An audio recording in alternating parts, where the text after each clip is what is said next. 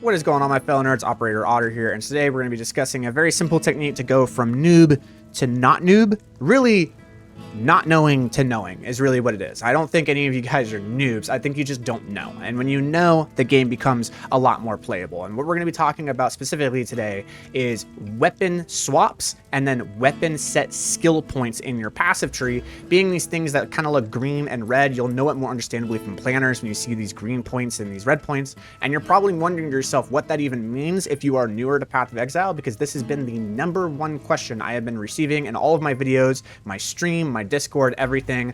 That has been the #1 question, and I want to share it with you because it legitimately makes as much of a difference as almost doubling your damage, and as well being able to really empower the mobility of your build, especially with the new video that just came out that's talking about the Widow Hail with the quiver and the ball lightnings, and we're going to talk about that today. So let's get started. So the first thing that we're going to talk about is the actual weapon skill swap and what power that can give it to us and how we can utilize its advantages on the battlefield. So first thing, if you press G, it'll open up your skill tree. And then if we go to ball lightning on this arrow right here, you will see that down here it says used with weapon set, and both are check marked. This is going to be by default what all of the skills are going to be in your game. And what this means is that it will use the skill on either weapon set regardless how you swap them manually. And which weapon sets are those? These are up here in your inventory, being 1 or 2. The question is there an advantage to using ball lightning with 1 or 2? And there is, because in the previous video we were talking about ball lightning and how we can lightning warp to it to give us mobility. The problem is that when I cast it with my staff, I am literally outrunning it. So there's no purpose for me to run this ball lightnings. But what we could do is we could go ahead and swap the weapons, and now with Widow Hail and this quiver that gives me projectile speed, these ball lightnings are now going to go very fast, and now we're cooking. Now we have some speed, right? And that is the purpose by which we want to actually swap weapons in that specific scenario. And there are going to be other scenarios, but that is the power. So how can we do that automatically?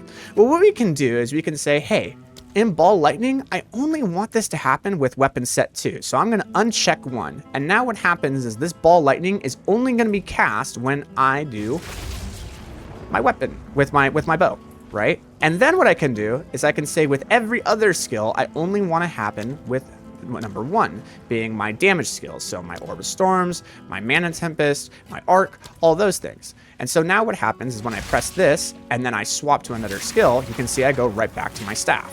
That is how it works. We will also do the same with Lightning Warp, because Lightning Warp does damage. So you'll see that though I cast my ball lightnings with my quiver, when I land with my Lightning Warp, I will have my staff out. Let's go ahead and watch.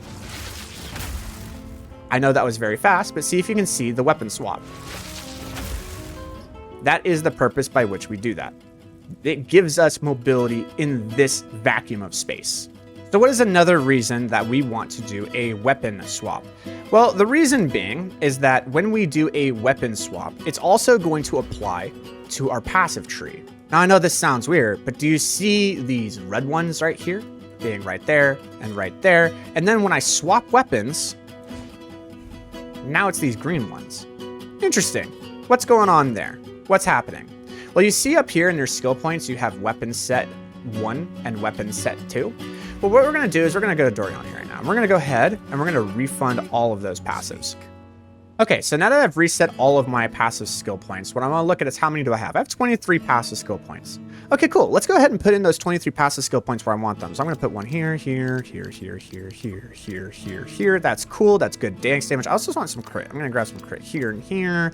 There's some triggered spell ones I want right here. That's good. Base damage right here is really good. Really good crit ones right here. That's awesome. And then there's one for my shock magnitude. Awesome. I spent all 23 of my points. I'm very happy with that. But there's a problem here because in the middle of this tree, you can see that like, oh, this increases my curse magnitude. That's really important, and we're going to discuss why here in a second. But man, does curse magnitude feel so important. And then we also have increased curse duration and more curse magnitude.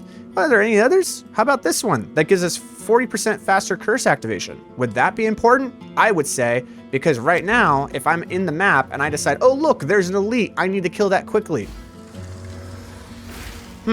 Takes that long for the curse to activate, huh? That doesn't feel all that good.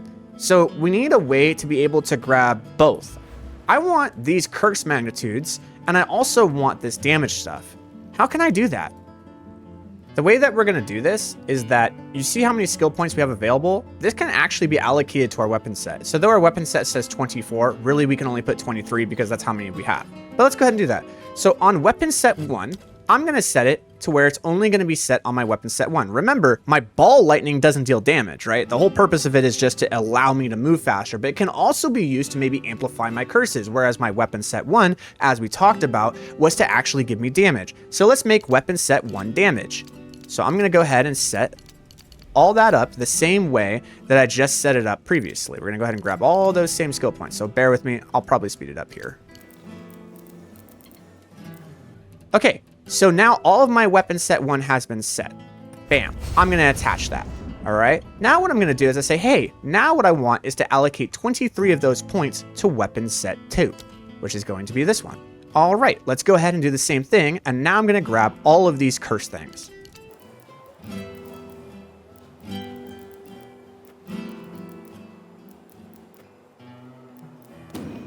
Now what happens is that my weapon set 2 has all of that applied. Now when I swap my weapons, so I'm going to press my weapon swap right now, you can see that all of the red ones are.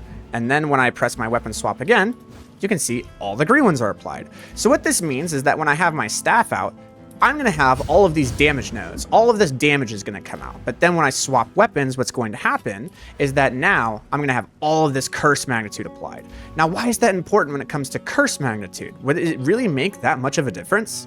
Okay, so what we're going to do is we're going to go against this boss, and I want to show you in real time what the difference in the damage is when we were talking about the power of being able to swap our weapons to apply something like these curse magnitudes, these curse durations, and what this actually means to actually dealing damage to the boss because of how insane it is. So what we're going to do is I am literally just going to have it to where my elemental weakness is only going to be set on skill 1. So it's only going to be cast with this set. It's not going to cast with the other set. And we're just going to apply the elemental weakness, and then we're just going to do a Tempest Arc onto the boss. And we're just going to see what the damage is. We'll do a Tempest Arc and like 3 Aura Storms. We'll see what happens. I'll try not to kill the boss, and you'll see the difference. So we're going to come up to the boss. So as we come up to the boss, the first thing I'm going to do is curse it. So you see how the curse is 42%. Not bad, right? From here, we'll go ahead and do our rotation. All right.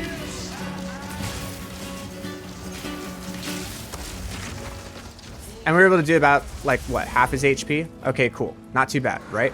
Now what we're going to do is we're actually going to do a weapon swap. So we're going to go here. We're going to go up to the elemental weakness, and now we're going to swap it to where it's a different one. And then we're going to do the same rotation, the exact same thing. So let's go ahead and go up to the boss. 66%. Gonna be a much different story here. Here we go. Huh.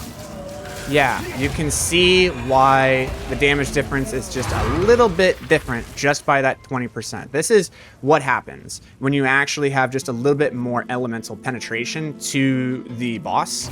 Yeah, so that's why we do that change. So now that we understand the power by which the curse magnitude is giving us in terms of our damage, wouldn't it also be really important to be able to apply the curse very quickly? Do you remember how slow it was when we didn't have those weapon skill points allocated?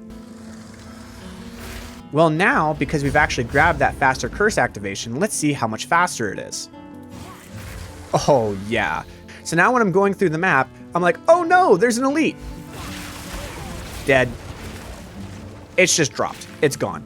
That elite does not exist anymore.